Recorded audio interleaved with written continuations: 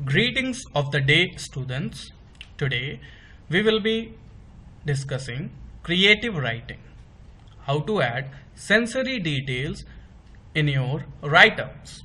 Whether you are writing a letter, a story, an answer or anything. How you can put sensory details in it. A toddler dashes into the bushes across the road in front of his house, gasping, jumping, slicing his gentle hands through the thorns of the wild shrubs to catch a look at the white thing that was jumping in the fields. Across the bushes, he bends down and walks with a soft shoe, trailing what he saw. The bunny leaped forward and headed straight into the hole carved into the trunk of mango tree the boy loved to climb and sit upon. He crept forward softly over the grass and peeped into the hole. It was black inside. Not giving up, the boy lifted his left hand and put it softly into the black space, very slowly. Careful enough not to make a sound, he moved his hands down into the hole until he felt the furry touch against his fingertips. He caressed the fur and gripped his hand around its belly. It made no movement.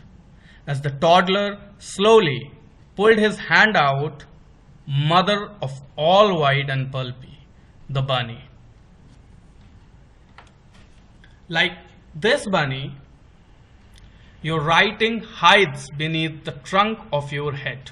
You have to peep inside, take the appropriate steps to locate it.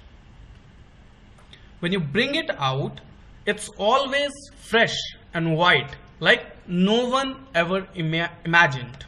It's unique, it's white like the bunny the boy got out from the rabbit hole in that mango tree. That is why they say creativity comes from inside. It's stored deep into the rabbit holes of your senses, waiting to be discovered and savored. Remember, guys, that creativity is inside you, inside your brain. Your brain has enormous energy stored inside it, and you have to put that energy into use as wisely as you can. It's totally unique what lies beneath your flesh and blood. Inside you, whatever lies, it's totally unique. Your ideas are totally different from what other things. What you create will be distinct. It's your individuality, and you have to look inside you and embrace your individuality, something that makes you stand out from the rest of the world.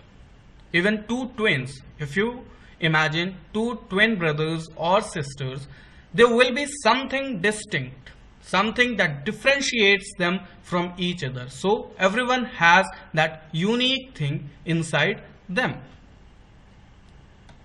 No one else has access to what lies inside you. That your individuality cannot be touched by anyone. No one can steal it from inside you.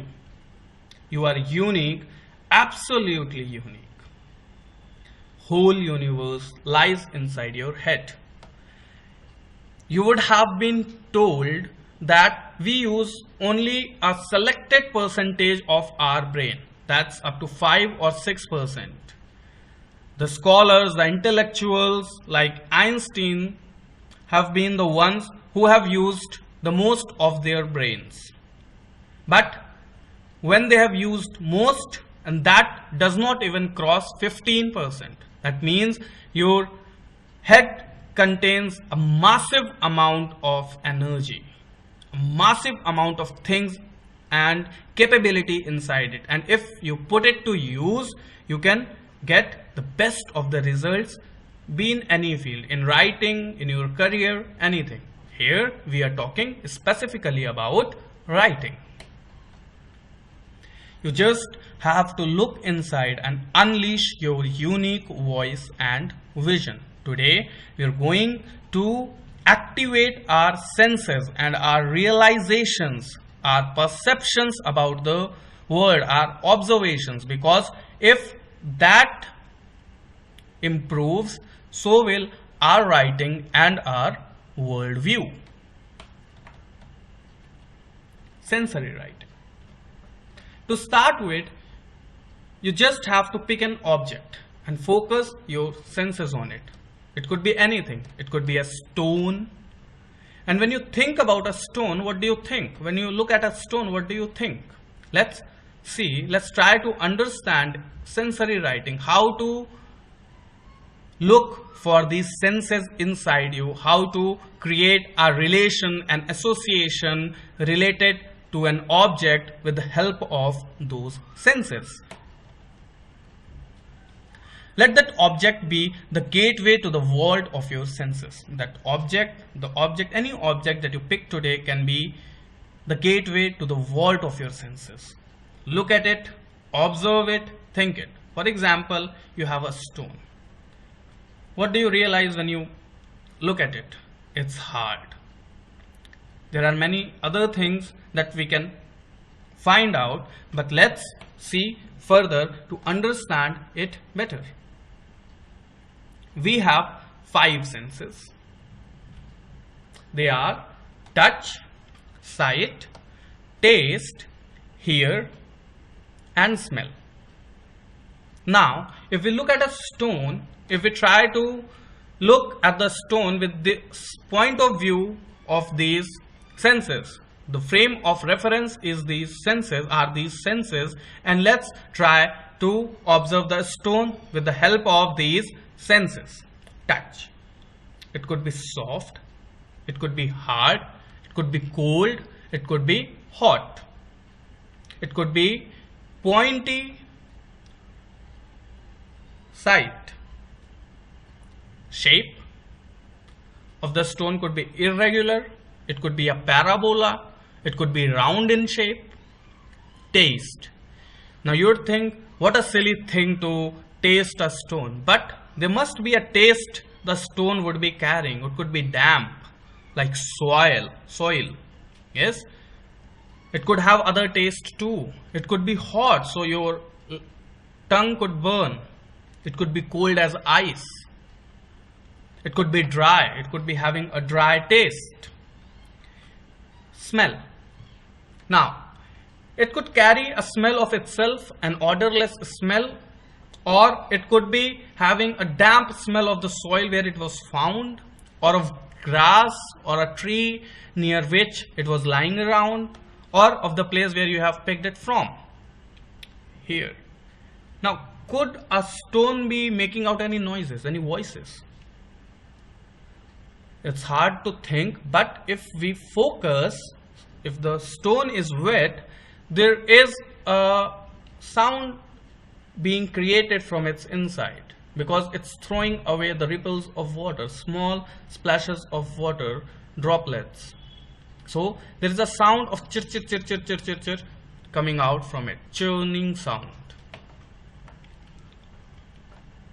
And yet, when it comes to writing, we mostly focus on only one sense. And what is that? The visual sense. Most of the times, whenever we write, all we mention is how it appears, how a thing appears to be. Imagine I ask you to describe a scene outside your balcony. What will you see? Let's see. We'll probably describe what we see. The houses around, the road below, some temple or mosque visible from there, etc., or the birds chirping here and there. So this is all we mentioned, but there could be other details too that can be mentioned to create an imagery of that scene, to create a picture of words, to describe it in a better way, more elaborative way. And that is what our lecture today is focused upon. Now try to put all your senses to work. When you're standing outside a balcony, imagine yourself outside a balcony and try to put all your senses to work. Spend some time alone and try to think. What's out there? What do you see out there? What does the air smell like? The air, that is the breeze that is blowing there, what does it smell like? Does it have a damp smell of soil with it, which is called petrichor? Or is there some other smell in the air, like of some dish being cooked in some neighboring house? What is the smell that the air is carrying with it? The next thing, how does the balcony feel when you rub your hands over it? There could be a railing in the balcony. When you rub your hands over it, how does it feel? Is it hot? Is it a rough surface which hurts your wrists when you rub it over the balcony, that railing, whatever? How would the dust shattered on the floor taste if you lick it? It could have a different taste of it and a unique taste of it. What do you see people doing in the street below? What does the sky appear to be? There are more visionary visual details that you can add. What is happening around, or is there some bird sitting in its nest around some tree near your balcony? There could be many things you can see out from the balcony. I've already told you that this is the thing that we focus upon the most. And hearing, the second thing that we focus upon the most usually. Can you hear the birds chirping? What song can they be trying to sing? Imagine a nightingale is singing a song around your house. What song could that be? What is the thing that it could be calling out? Is that bird calling out its partner or its children, saplings? Anything could be there. Can you hear the wind blowing? What sound does it wheeze? Wind carries different kind of sounds with it. Sometimes it's violent, ooh, and sometimes it carries a melody with it, ooh. So there are different kind of sounds you can hear through the wind. It could be melodious, it could be melancholic, it could be outrageous. So we have to focus upon what sound is it carrying with it. But this all could be, you could be clueless about what I am talking, but it's not silly. Remember, the more senses you put into your writing, the more lively it becomes.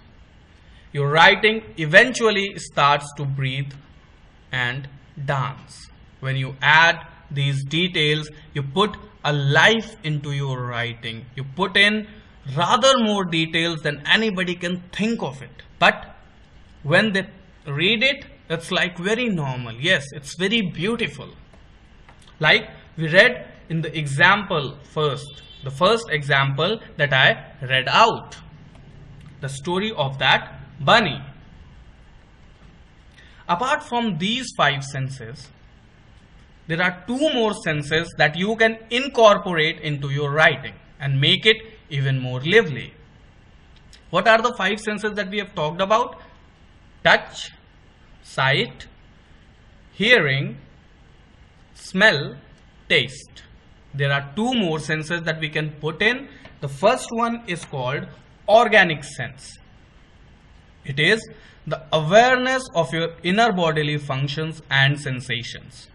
They can also be responses to various situations. To understand it better, see this. Your heartbeats, pulse rates, stomach aches, adrenaline rushes, butterflies in your stomach, and things like that. As Principal Ma'am called me, let's look at this example. As Principal Ma'am called me, there was a sudden rise in my heartbeat. I was scared if I had done something wrong again. So these movements going on, these sensations happening inside your body. So what happens? When someone elder to you calls you out of the blue, what happens? Everything, every wrong thing, every mischief that you have ever done flashes in front of you. And you think about it. What could it be? Why could he be calling me? So there is a rush inside your adrenaline. Your heartbeats rise up. You feel something. And if you've really done something, your veins run dry because of fear. The next sense is kinesthetic sense. The sense of your relation to the world around you. When you spin around, when you rotate yourself around and come to stop, the world around you is still blur and moving. When you are moving in a car, the trees, the sun, the sky, all appear to be moving along with you. So, this is kinesthetic sense. To understand it better, I'll give you one more example. Imagine you are in a stationary train. If you've ever been on a train, you would have noticed this thing.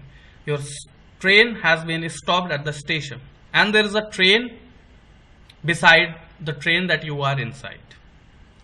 Now, the other train starts moving slowly. What do you feel? It feels like your train is moving and the other train is stationary. So this is kinesthetic sense, your relation to the world around you, the things that you feel. I get that dizzy feeling whenever we travel to the hills. Dizzy feeling of nausea and everything when there is a circular way whenever you are in the hilly area. So what happens? People start feeling dizzy, they vomit because everything starts rotating. The world gets blurred. Other examples are, one more example I will give you, and that is, imagine you've been in a pool, in swimming pool all through the day. And when you come out, you feel like your legs are still heavy and you are still walking in the water. So that is kinesthetic sense. And that adds a lot more meaning and colors to your writing. Object writing. Object writing is an exercise that songwriters, lyric writers, normal writers, everyone practice. And this helps you enhance your writing skills, because when you are doing object writing, you are focusing a lot upon these senses that we have discussed. Let's see what object writing is and how do we do that. You pick an object and go about writing. You choose a random object of your choice. It could be given to you by someone, or you can choose it by yourself, and you start writing about it. Now you try to peep into your senses and its association around the object, like we did with that stone. You think about it like we did when we were describing the scene out of the balcony. Anything will do as long as it is sense bound. See, senses are very important here. So anything that you write will work as long as it is sense bound. Whatever you write has to be revolving around the senses related to that object. Write freely. You don't have to write complete sentences. Write anything that is sense bound. You can write anything that is bound by sense. See, there is a lot of focus upon senses here. Everything that we write should be related to senses, because we are trying to boost up our senses. You are free to make the mistakes. You can later review your write-up and mend them. So you are free to make the mistakes. Do not focus upon the mistakes while you are writing. Just keep one thing in mind, that it should be sense bound. Try to use all the 7 senses that we have talked about. The time limit to do this exercise is 10 minutes. Do not stop writing in between those 10 minutes. Your pen should keep moving on the paper. Write anything that comes to your mind that is sense bound. I'm repeating it again. Everything that you write should be related to senses. Road. To understand the object writing better, we will see an example. There is an object, road, I choose it and I did the same exercise for it. I'll read out the example now. An endless snake with asphalted back laying down on the ground, spreading its curves all along. The snake which lets people walk over itself. The unending, lifeless asphalt snake. Look deeper and you'll see that this snake is the way for many people to make their living. Lifeline of humanity. Trees stand beside it like its skins, bushes. The children of trees, nieces of the road. They smell fresh like jasmine. There is a subtle taste of gas in the air, and the camaraderie they share is endless like the road itself. Grains of sand come flying like a young butterfly from woods across the city, as they are set to fly by those speedy vehicles passing by. They dance in the air to the music of horns and automobile sounds like a newly hired opera dancer, both passionately and seductively, giving up to the gravity in the end. They fall down amid dancing, kissing goodbye to the road, dead. Until next automobile comes whirling over and puts them to life again. And the honks of these life-giving vehicles makes them dance to their beats again. Road is a home to several other species too. One can see here the army of mosquitoes wearing their armors, their heartbeats rushed up with vengeance, all set to attack the human race. So this is an imagery about the road that I have tried to create through this object writing exercise. Now let's see how I have put senses into it. What senses are incorporated into this writing. Sight. Where have I used the visual sense? An endless snake with asphalted back laying down on the ground, spreading its curves all along. Look deeper and you'll see that this snake is the way for many people to make their living. So this is something you can see, a visual sense, sight. Other one is here, the music of horns, the automobile sounds and the honks of these life-giving vehicles. Smell.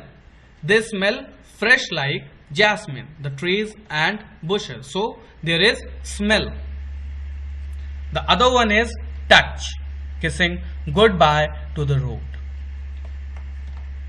The next one is taste. There is a subtle taste of gas in the air.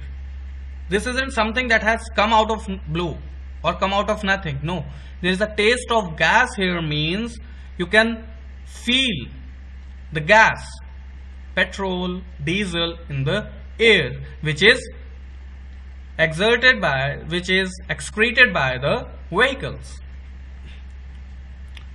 Organic sense. The army of mosquitoes wearing their armors, their heartbeats rushed up with vengeance, all set to attack the human race. So here their heartbeats rushed up with vengeance is an organic sense. Something happening inside the bodies of mosquitoes. Kinesthetic sense.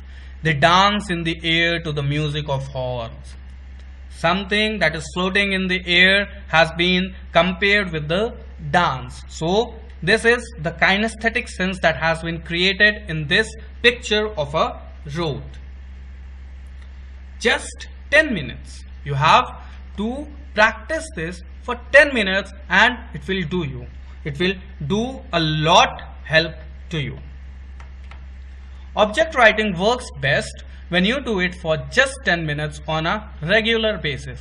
I've already told you that consistency is the key. You have to practice it regularly to wake up your senses, to find that bunny inside the rabbit hole of your body, of your mind, of the world of your senses. You can do it alone or you can do it in groups with your friends. You can do it however you want to do it. You can do alone if you want to pick an object, but get the things reviewed. Review the senses after writing or make a friend or mentor do it for you. You have to get them reviewed. See, you can review that if have you used all the senses or not. And you can also ask your friends or mentor to check it for you, check for the mistakes that you have made and try to work on those mistakes.